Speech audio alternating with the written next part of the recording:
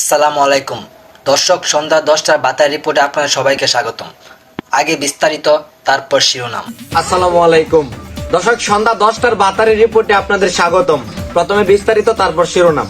আচ্ছা, এবারে বিএনপি নয়, জামায়াত নয়, আগামীতে দেশ চালাবে প্রিন্স মামুনের মালাইলা।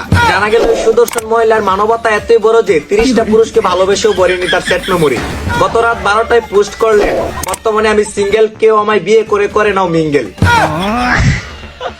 এভাবে বেকার দৌড়ে দৌড়ে নিজের জামাত বানানোর কারণে সামনে প্রধানমন্ত্রী হবে এই সুদর্শন মহিলা, অর্থাৎ আমাদের লাইলা।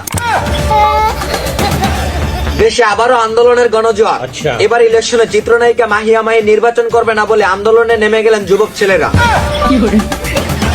যুবকদের দাবি একটাই, আমাদের ভোট মাহিয়া মাহির মাঝখানে দিতে চাই। মাহিয়া মাহি নির্বাচন অস্বীকার থাকায় এবার নির্বাচন স্থগিত করলেন নির্বাচন কমিশন।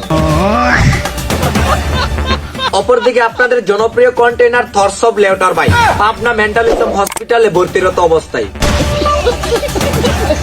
জানা গেল কোরাল আর দেয়ালগড়ি নিয়ে দৌড়াদৌড়ি করার কারণে তার ফ্যান ফলোয়াররা পাবনা হসপিটালে ভর্তি করে আসে। এই শুনে গারব্যাঙ্কা দিলে পাগল হয়ে গেছে। বিস্তারিত তথ্য গারব্যাঙ্কা প্রতিবন্ধী রিপোর্টে। ঠিক আছে। তোর সব বিলাল হয়ে গেল, পাগল হয়ে গেছে, পাগল হয়ে ভাবনা চলে গিয়েছে।